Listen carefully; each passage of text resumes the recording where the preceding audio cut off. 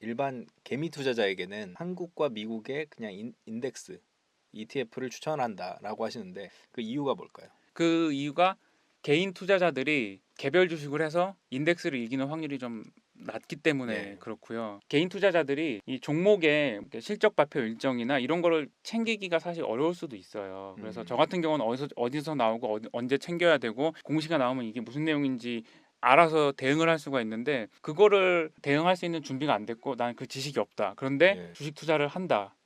그것도 대형주가 아닌 뭐 코스닥에 있는 조그만 주식들을 한다. 네. 그러면 사실 굉장히 위험하죠. 어떤 분은 뭐 이런 말도 하잖아요. 절대 난 손절매가 없다. 근데 손절을 또 하시는 편인가요? 저는 카카오를 손절했던 적이 있는데 이 게임의 매출이 어느 정도는 나와줘야 되는데 네. 그게 아니다. 처음에 반응이 너무 싸하다. 네. 이러면은 손절을 해야 되죠. 아니면 카카오 게임즈. 네, 네. 카카오 게임즈 같은 경우는 퍼블리싱 능력을 인정한다. 근데 이제 개발 능력이 좀 NC나 다른 탑 게임 업체에 비해서 약하기 때문에 그래서 이제 사실 라이온하트 게임즈를 이런 그 비상장 게임 업체들의 지분 투자를 많이 해놓은 네. 거였거든요. 그 부분을 보완하려고. 근데 퍼블리싱 능력까지 의심을 받았던 게 이제 우마무승의 네. 예. 사건이었거든요. 그래서 내가 좋게 봤던 부분이 아닌 걸로 판명이 되면은 그때는 줄여놔야 되죠. 이제 인스타그램에 워낙 투자로 좀 이렇게 알려져서 질문 같은 것도 많이 들어오신다고 하는데 인상 깊었던 질문이 뭐가 있을까요?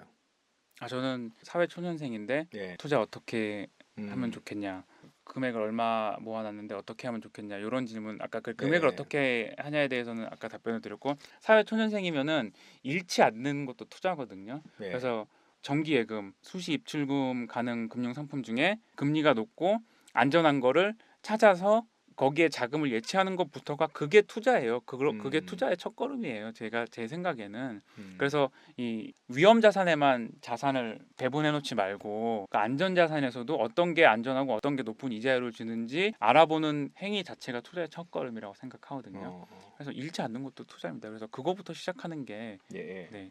3천만 원에서 1억 정도의 자금을 갖고 있다. 어떻게 투자를 하는 게 좋다고 생각하시나요? 그 아까 말했던 한국과 미국의 ETF에 그냥 분산해서 투자하는 게 최고다. 네, 그리고 아니 그 유동성으로 좀 갖고 예. 있다가 예. 네, 만약에 저는 지금도 장보가 대비 낮게 거래되고 있어서 한국 주식이 싸다고 생각을 하거든요. 근데 예. 항상 이제 뭐 떠한 매크로 이벤트 때문에 주가가 더 네. 내려갈 수 있으면 사실 그때 주식을 항상 사야 되는데 사람들 그때 못 사죠. 돈이 왜냐하면 없어서.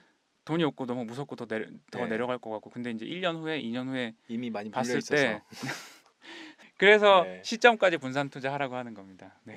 많이 다들 물려 있을 거예요, 지금. 네. 그럼 삼성전자나 뭐 하이닉스 이런 것도 그거 추천을 하시는 편인가요?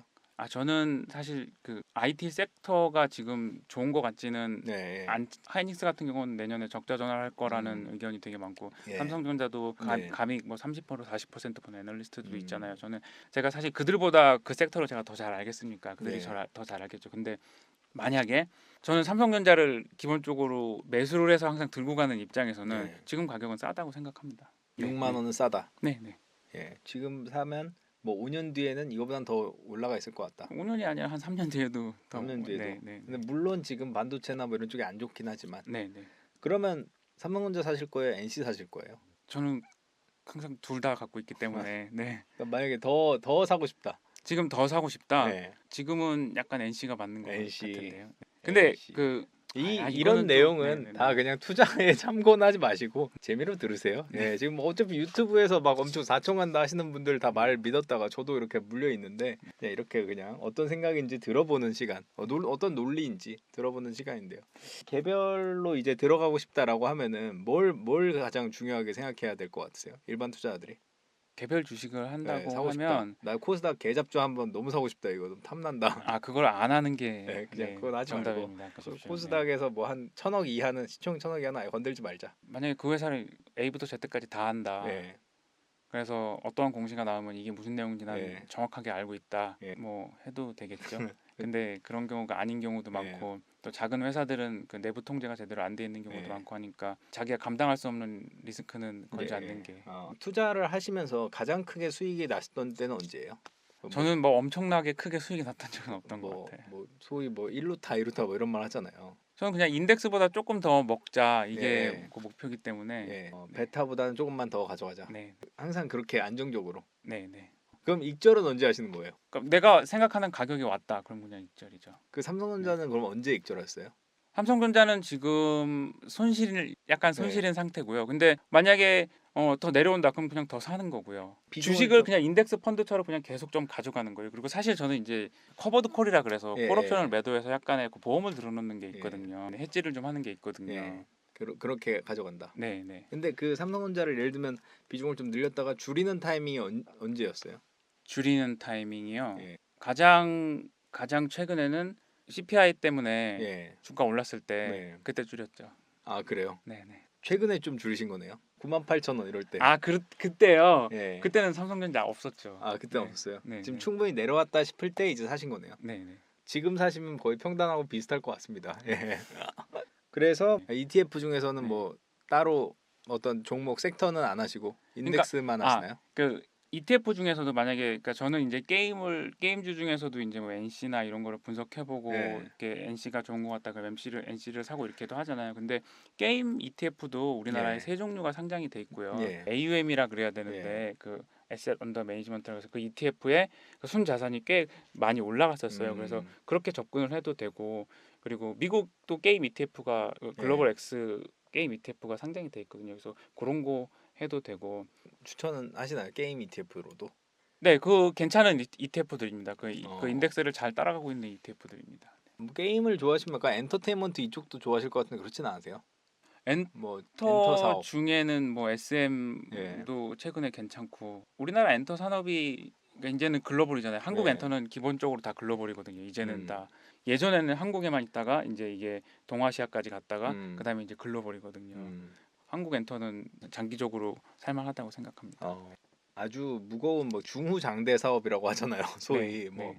화학주 뭐 이런 그쪽은 뭐 제가 그런 쪽은 별로 안 네. 좋아하시는 것 같네요. 네, 일단 싸다고 생각하면은 네. 충분히 공부를 하고 싸다고 생각하면 살 수는 있는데, 아. 네, 근데 뭐 이제 자기가 흥미가 돋는 게 네, 또 이제 그 공부도 또 쉽고 네, 그러니까 네, 네. 생각했던 것보다는 좀 약간 다른 종목 섹터에 좀 관심이 있으신 것 같아서 뭐 정통 금융 이런 쪽이신 것 같아서 제가 이제 안 사는 섹터는 이제 뭐 항공 네. 섹터나 아니면은 네. 그 금융 섹터는 그래서 핀테크는 사볼 수는 있는데, 네. 근데 핀테크는 지금 다 밸류에이션이 다 너무 높고 음. 이자율이 이렇게 높은 상황에서 그러니까 카카오페이만 그렇게 빠진 게 아니거든요. 네. 카카오페이가 상장할 때 비교군이라는 그 글로벌 회사 중에 비교군이라고 해놓은 회사들 다 60%, 70%, 80% 올해 빠졌어요. 네. 어쨌건 이제 금융이나 전통 산업 쪽은 크게 관심이 없고 오히려 약간 게임 이런 미래에 좀 성장할 만한 회사들의 엔터 이런 쪽에 관심이 많으신 거네요. 지금은 그쪽이 좋아 보입니다. 네. 금융사는 별로 관심 없으신가요? 금융사도 인덱스를 이렇게 장기적으로 봤을 때 이길 때 크게 이기고 질 때 작게 져야 되는데 네. 그런지는 잘 모르겠어요. 저는. 최근에 대학의 특강도 많이 나가신다고 하셨는데 네. 그 특강에서 학생들이 제일 흥미로워하는 거는 어떤 부분이었어요? 사실 학생들이 제일 좋아했던 부분은 제가 취업을 어떻게 예, 했고 예. 한국 증권회사를 거쳐서 바클레이즈까지 가서 예. 뭐 그런 그 취업 스토리를 되게 취업 스토리. 흥미롭게 잘 들었던 것 같아요, 학생. 그럼 마지막으로 뭐 개인 투자자들에게 이것만큼은 좀 주의를 하는 게 좋을 것 같다. 내가 생각하기에는 뭐 네. 그런 당부 말씀 한번 해주시겠어요? 뉴욕에서 부사장에게 스피치를 했던 것처럼 제가 준비를 따로 안 해가지고 네. 이런 식으로 주식에 접근하면 좋을 것 같다. 이런. 주식을 직접 매매하시고 싶으신 분들은 자기가 아는 종목, 자기가 아는 업종에 좀 한정을 해서 하는 게 좋을 것 같고요. 초반에도 말씀드린 것처럼 주식을 하는 이유는 자기가 인덱스보다 더 잘할 수 있기 때문에 자기가 네. 인덱스보다 더 높은 수익률을 낼 수 있기 때문에 하는 건데 사실 그렇지 않은 투자자들이 너무 많거든요. 그리고 위험 관리도 안 되고 감당할 수 있는 만큼 리스크를 테이크하고 결국 목적은 들어왔을 때보다 나갈 때 더 큰 돈을 가지고 나가거든요. 리스크 관리를 하셔야 된다. 예. 그리고 진입할 때도 분산 투자할 때 한 번에 다 5종목, 10종목, 뭐 네. ETF 2개, 3개로 다 한 번에 다 넣으면 그건 분산 투자가 아닌 거죠. 네. 항상 적게 먹고 적게 깨져도 오래 시장에서 살아남을 수 있게 그렇게 하는 게 개미들한테는 맞는 투자가 아닌가 저는 그렇게 생각을 합니다. 너무 유튜브 보고 이거 한 번에 몰빵하고 네. 그러면 안 된다. 이런 귀인을 일찍 만났어야 되는데 이미 개처물려 있어갖고 뭐 방법이 좀 난망한 것 같습니다.